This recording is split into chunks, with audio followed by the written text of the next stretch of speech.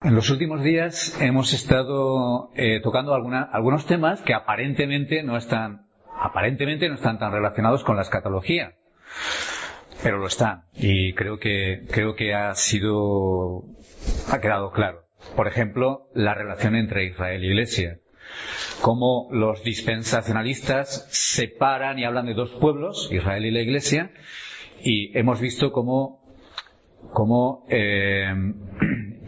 la Iglesia es el Israel espiritual, y cómo todas las promesas y todas las profecías que había dado el Señor en el Antiguo Testamento se cumplen en la Iglesia. No tienen que cumplirse en Israel, sino que se están cumpliendo y se cumplirán en la Iglesia, en el verdadero Israel de Dios. Esto es fundamental, muy importante para poder establecer una hermenéutica correcta en cuanto a el tema de escatología y de profecía que hemos estado viendo. La relación que tiene la Iglesia con la profecía del Antiguo Testamento. Y cómo no debemos de poner esa separación con el pueblo de Israel que ponen los dispensacionalistas. Otro tema que estuvimos viendo, también relacionado con la hermenéutica, pero fundamental para cualquier cuestión de escatología que estamos considerando, es la manera en que tenemos que interpretar la profecía. La profecía, tanto del Antiguo Testamento como la profecía en el Nuevo Testamento, deben de ser interpretadas no de una manera literalista enfáticamente, sino que debemos interpretarla simbólicamente. Es un género muy concreto, lleno de símbolos, y vimos cómo los apóstoles mismos seguían este tipo de hermenéutica. Ellos cogían textos del Antiguo Testamento y lo interpretaban simbólicamente. Vimos algunos ejemplos. Ahora vamos a ver otro tema también relacionado con la hermenéutica, que es muy importante también. Podríamos decir que las tres bases que tiene el dispensacionalismo, estamos tocando el dispensacionalismo como punto de referencia de una manera muy importante. ¿Por qué? Porque la escatología hoy en día está totalmente invadida por este tipo de visión. Entonces, para el dispensacionalismo, decía, hay tres bases, tres patas de este taburete en el que está asentado. La primera base que vimos es la relación Iglesia-Israel. Ellos diferencian de una manera enfática, es una característica imprescindible para ellos separar Israel e Iglesia como ellos lo hacen. Son dos pueblos de Dios distintos. Otra característica primordial, otra pata de este taburete, es la interpretación literalista de la profecía. Y la otra es el concepto de dispensaciones. Ellos ven que hay dispensaciones en la Biblia. Bueno, todo el mundo, todos los cristianos creen que existen dispensaciones, de que hay dispensaciones, pero la manera en que ellos lo tratan es tal que es como que separan, incluso ponen en contra partes, tiempos de la historia de la salvación unas con otras. Los están enfrentando continuamente. De ahí el nombre de dispensacionalismo. No es que no crean que haya unidad en la Biblia, pero enfatizan el concepto de separación, enfatizan el concepto de diferencia entre las distintas dispensaciones. Y de ahí surgen, esta en realidad es la esencia, de ahí surge toda su visión de la escatología, de profecía, separación entre Israel y la Iglesia, y todo el mare magnum que ellos lo sacan principalmente de este concepto. Frente a esto está la teología del pacto. No podéis imaginar hasta qué punto me ha bendecido a mí personalmente la teología del pacto. Es que me ha dado una visión, y a cualquier reformado que cree en la teología del pacto le da una bendición, una visión de la historia de la salvación maravillosa. La teología del pacto hace todo lo contrario, enfatiza la unidad a lo largo de la historia de la salvación. Vamos a ver un poco esto en esta tarde. Vamos a ir al libro de Hebreos para partir de algunas palabras que se van a repetir en un pequeño texto que vamos a considerar. Bueno, lo vamos a ver por encima. Vamos a ir a Hebreos capítulo 9.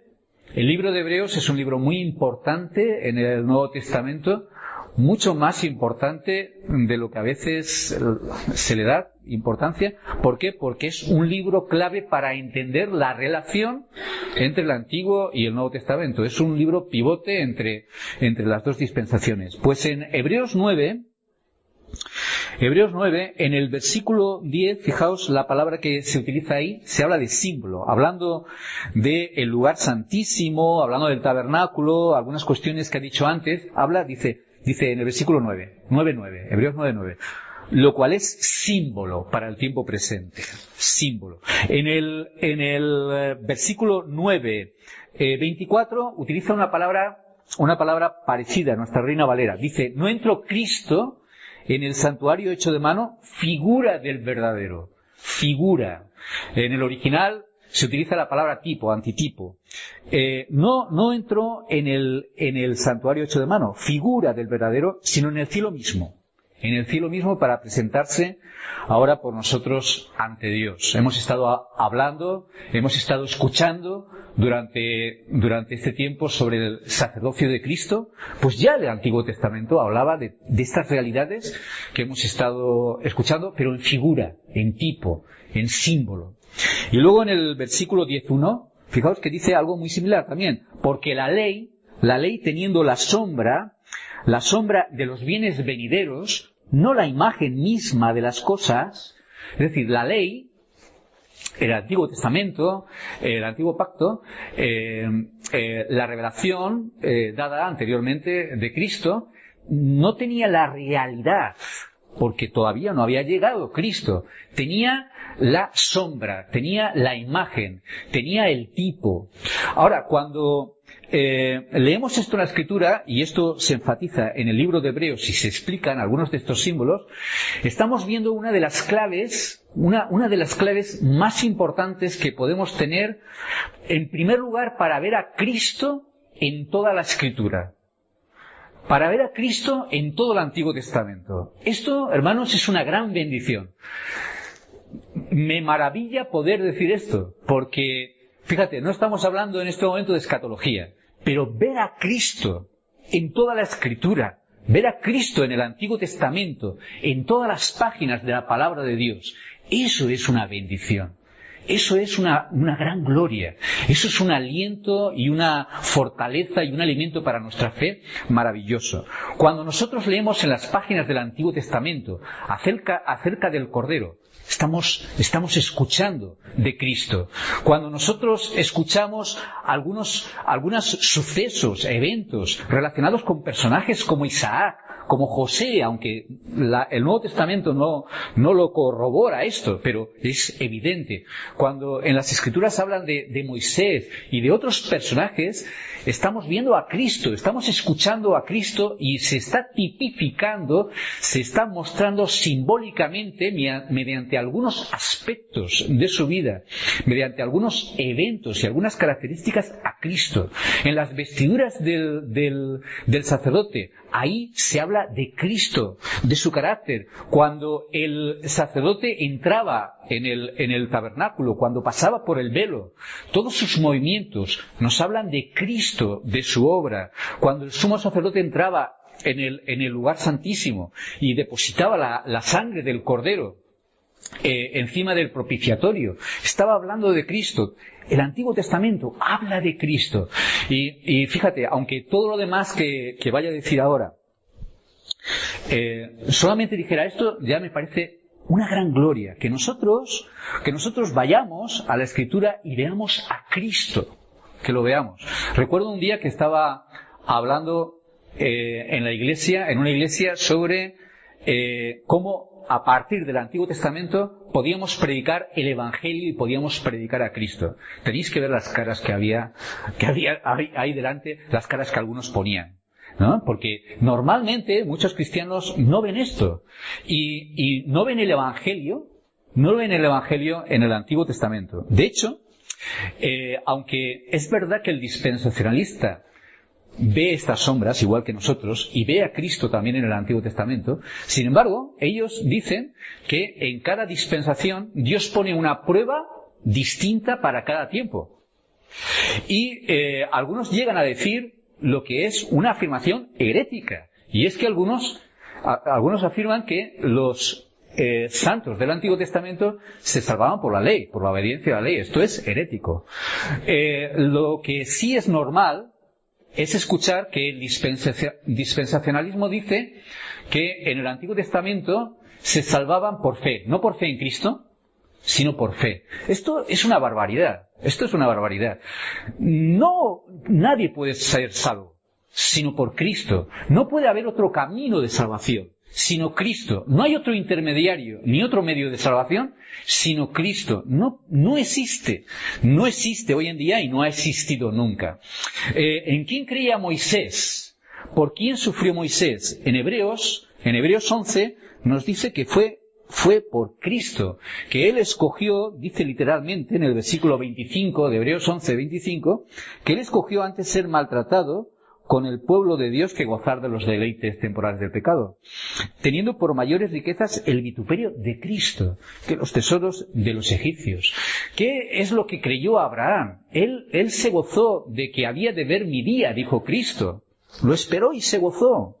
¿Por qué? Porque todas las promesas que se dieron a Abraham, toda la esperanza y toda la fe que ellos tenían, estaba depositada en Cristo, que todavía no había llegado. Ellos miraban al Cristo hacia adelante y nosotros, como se suele decir, miramos también a Cristo, pero hacia atrás.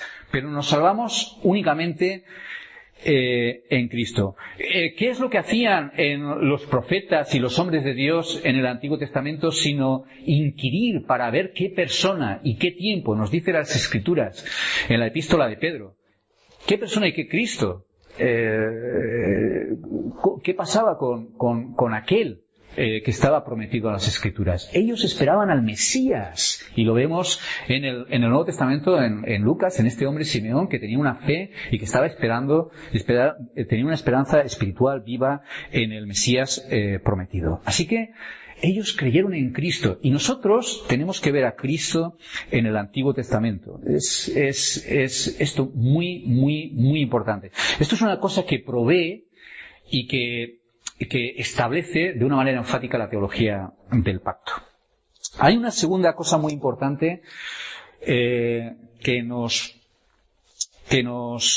da este asunto de las sombras del Antiguo Testamento, este asunto de las figuras y de los símbolos del Antiguo Testamento, y es que nos provee, no únicamente esto, sino nos provee también una base, un argumento muy importante para establecer esa relación de unidad entre Antiguo Testamento y Nuevo Testamento. El Antiguo Testamento y el Nuevo Testamento dicen exactamente lo mismo. No hay ninguna diferencia. Bueno, hay diferencias, pero es la misma verdad. Es el mismo Dios. Es el mismo plan de salvación. La misma redención. El mismo Cristo. La misma verdad que se nos proclama. He escuchado a cristianos evangélicos en ignorancia increíble hablar del Dios del Antiguo Testamento. ¿No habéis escuchado alguna vez de algunos que dicen, es que el Dios del Antiguo Testamento cómo era?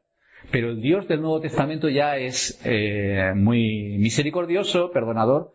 ¡Qué ignorancia más grande! Ni siquiera tienen que ser dispensacionalistas para decir esto. Hay cierta inclinación en mucha gente para ver este contraste, este abismo entre Antiguo y Nuevo Testamento. Marción, por ejemplo, que fue uno de los herejes más antiguos, primeros, con los que tuvo que batallar la Iglesia cristiana, era de este tipo. Él establecía una diferencia entre el Dios del Antiguo Testamento y el Dios del Nuevo Testamento, entre las epístolas de Pablo y la ley. Establecía esa diferencia de una manera tan fuerte que hizo su propio canon y prácticamente tenía solamente las epístolas de Pablo o algunas epístolas de Pablo, y llegó a enseñar unas barbaridades increíbles. El dispensacionalista no es de este tipo de error. Sin embargo, cae en este problema, y es establecer choque, es establecer contraste cuando debería enfatizar la unidad. la unidad entre las distintas dispensaciones y la unidad entre los distintos pactos. Es verdad que ha habido distintos pactos a lo largo de la historia de la salvación en la Biblia. Vemos el pacto que Dios hizo con Abraham, el pacto que Dios hizo con Moisés, el nuevo pacto, pero en esencia es el mismo pacto que va progresando, va manifestándose y va desarrollándose hasta su cumplimiento final con Cristo. ¿Qué es el nuevo pacto? Sino el antiguo pacto, la ley, escrita en nuestros corazones. No es otra cosa, sino es la misma esencia que se nos transmite en el antiguo pacto, pero escrita en nuestros corazones. ¿Qué es el antiguo pacto al pacto con el pacto mosaico en relación con el pacto de Abraham? Es que lo invalida la promesa. Dice la palabra de Dios que no, en ninguna manera, sino que la complementa y le añade por causa del pecado, pero no la anula. Son complementarios. La palabra de Dios es una revelación progresiva que va increciendo, pero no va negando o contradiciendo lo anterior. Así que las sombras nos muestran que la misma realidad se da en el Antiguo Testamento que en el Nuevo. Solamente que en el Antiguo Testamento lo vamos a encontrar en promesa, lo vamos a encontrar en símbolo, lo vamos a encontrar en sombra, y en el Nuevo Testamento lo vamos a encontrar en cumplimiento, en la realidad que es Cristo, en el cumplimiento de esa promesa que había sido dada anteriormente. Dice en Hebreos 11, hablando de los hombres de Dios, de los hombres de fe, dice que por la fe alcanzaron, hicieron, sufrieron. Dice que en el versículo 13, que conforme a la fe murieron todos estos sin haber recibido lo prometido, sino mirándolo de lejos y creyéndolo y saludándolo y confesando que eran extranjeros y peregrinos sobre la tierra. Daos cuenta, es la misma esencia, es lo mismo, pero ellos lo miraban de lejos, ellos estaban esperando en lo mismo en que nosotros creemos, pero desde la distancia, todavía sin que esto hubiera tenido lugar. Dice en el versículo 39 lo mismo: todos estos, aunque alcanzaron buen testimonio mediante la fe, no recibieron lo prometido. Es decir, ellos estaban todavía atrás, Cristo todavía no había venido. Y sin embargo dice a continuación: proveyendo Dios alguna cosa mejor para nosotros, para que no fuesen ellos perfeccionados aparte de nosotros. Este es uno de los énfasis del libro de Hebreos muy importante. Si nosotros buscamos una palabra que se repite en el libro de Hebreos, pero continuamente, enfáticamente, es esta: mejor, aún más, superior. Lo que está haciendo el autor del libro de Hebreos es hablar a cristianos de ascendencia hebrea, que como todos sabemos muy bien, estaban a punto de abandonar la congregación cristiana, la iglesia cristiana, y volverse otra vez al templo. Les está diciendo: mirad, tenemos una revelación superior. Eso es lo que dice. Si vamos a Hebreos 1, no lo leemos, pero fijaos que desde el versículo 1, nada más empezar, ya empieza con esta superioridad de lo nuevo respecto a lo antiguo.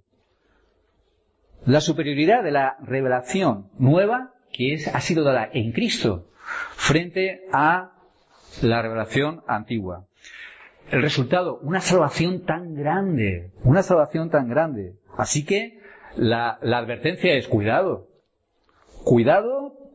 a dónde vais y cuidado a lo que hacéis, porque se nos ha dado una gran revelación y una gran salvación superior a la revelación que se les dio a ellos.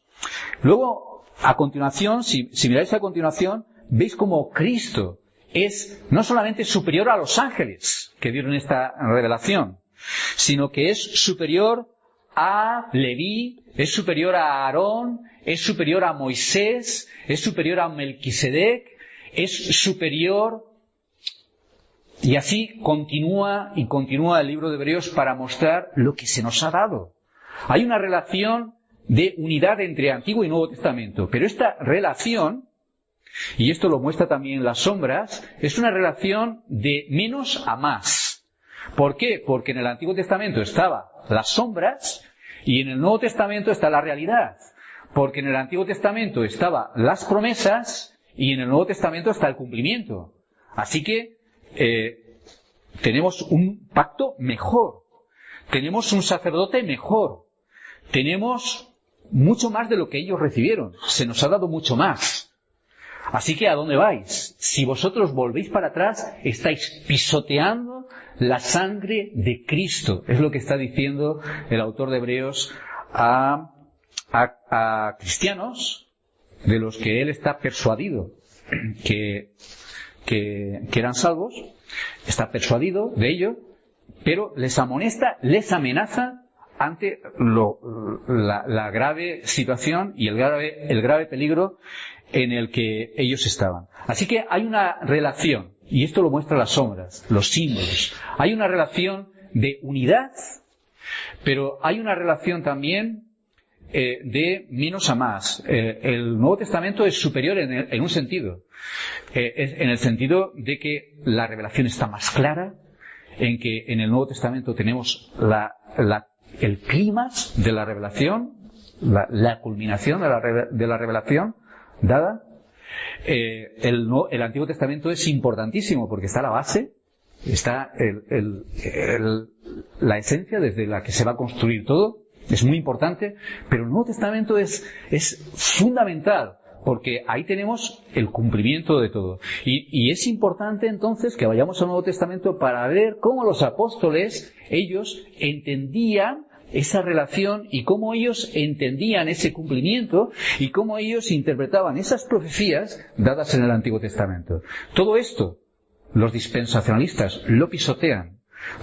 Claro que ellos creen en la revelación progresiva, claro que ellos creen en la unidad de las Escrituras, pero su sistema dispensacionalista, su visión de la historia de la salvación, lo contradice de una manera absoluta. Y llegan a decir cosas como que no existe, ya lo hemos escuchado, no existe ninguna profecía en el Antiguo Testamento para la Iglesia. La Iglesia es un misterio y es un paréntesis. Así que todas las profecías del Antiguo Testamento tienen que cumplirse en Israel. Como todavía no se han cumplido, se tienen que cumplir en el futuro. Como se van a cumplir en el futuro, empiezan a elucubrar todo lo que ellos elucubran. Cuando mucho de ello ya se ha cumplido en la Iglesia y se tiene que seguir cumpliendo en la Iglesia de la manera que entendemos que interpretan los apóstoles. Fijaos hasta qué punto llegan en su interpretación, que llegan a decir cosas como que Israel tiene promesas y tiene una herencia terrenal. Las promesas y la salvación para Israel es terrenal y para la Iglesia celestial, espiritual. Pero en base a lo que estamos diciendo, tenemos que establecer una cosa importantísima, y es que solamente hay un plan redentivo, que ese plan redentivo es el mismo en el Antiguo Testamento que en el Nuevo Testamento, y que Israel o los judíos que puedan salvarse no se pueden salvar sino de la misma manera en que un gentil llega a ser cristiano a través de Cristo. No existe otra manera. Así que ellos llegan a decir cosas como que antes, sí, estaba el Espíritu Santo, pero viene en Pentecostés. ¿Cuál es la diferencia? Bueno, dicen que pues ahora el Espíritu Santo está en nosotros. Antes estaba sobre los creyentes judíos, sobre los santos del Antiguo Testamento, pero ahora está en nosotros. Tratan de establecer un contraste, una diferencia en todos los temas que ellos tocan en su relación entre Antiguo y Nuevo Testamento. La diferencia en el día de Pentecostés, como con todas las cosas, debemos entenderlo en cuanto a su cumplimiento, en cuanto a el grado, en cuanto a su progresión, pero no en cuanto a su naturaleza. Los hijos de Dios en el Antiguo Testamento necesitaban ser regenerados. Si ellos no eran regenerados, no podían entrar en el reino de Dios. Es una verdad que debía conocer Nicodemo, siendo maestro de Israel. En el Antiguo Testamento, ellos necesitaban tener morando, no solamente sobre ellos, sino morando, lo cual niegan los dispensacionalistas, el Espíritu Santo en ellos, porque si no, ¿Qué salvación es esta? Los santos del Antiguo Testamento necesitaban creer en Cristo a través de las figuras, de las promesas y de la revelación que ellos tenían. Porque si no, no podían realmente ser salvos. Otro ejemplo. Vamos a poner otro ejemplo. Ellos establecen que en el Antiguo Testamento los pecados no eran perdonados, eran cubiertos. Y dicen que cubiertos no es perdonados. Los pecados en el Antiguo Testamento eran perdonados. Eran perdonados en base al sacrificio que Cristo haría en el futuro. De la misma manera que nuestros pecados son perdonados en el presente, mirando a la cruz hacia el pasado. Así que esto continuamente se está haciendo, rompiendo esta unidad básica de las Escrituras. Así que, teología del pacto. Este es un tema importante para examinar, para estudiar, para meditar. La teología del pacto enfatiza la unidad básica de toda la Escritura.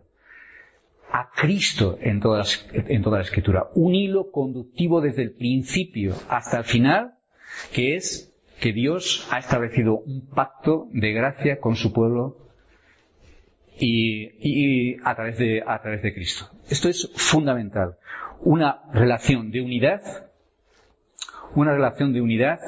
que nos muestra que la profecía del Antiguo Testamento, que las sombras del Antiguo Testamento y que todo lo que se dice en el Antiguo Testamento se cumple en el Nuevo Testamento. Se cumple en el Nuevo Testamento y de la manera que lo interpretan los apóstoles y no de la manera que lo interpretaban los judaizantes, no de la manera que lo interpretan los dispensacionalistas de hoy en día. Temas trascendentales porque en realidad, aunque esto es abstracto, en realidad nuestra mirada de la Escritura va a depender de las gafas con las que estamos mirando todo. Para un dispensacionalista que está ya enseñado para ver las cosas como las ve, no puede verlo de otra manera sino poniéndose sus gafas dispensacionalistas. Dice, pero ¿cómo puedes ver todo de color azul? Porque tiene las gafas de color azul. ¿Cómo puedes verlo todo de color morado si es todo luminoso? Es un día porque tiene las gafas de color morado. Nosotros necesitamos ver las Escrituras de la manera en que vemos que es correcto, viendo esa unidad, ese hilo conductor que lo unifica todo, que le da una dimensión de maravillosa obra perfecta realizada por el Señor. Esto quizá es uno de los temas más benditos que pueda haber porque ves la perfección de la palabra de Dios, su unidad, cómo todo encaja, cómo todo Antiguo Testamento, Nuevo Testamento, Israel, Iglesia, profecía, cumplimiento en Cristo, todo encaja de una manera maravillosa. Que el Señor nos ayude a ver a Cristo en toda la Escritura.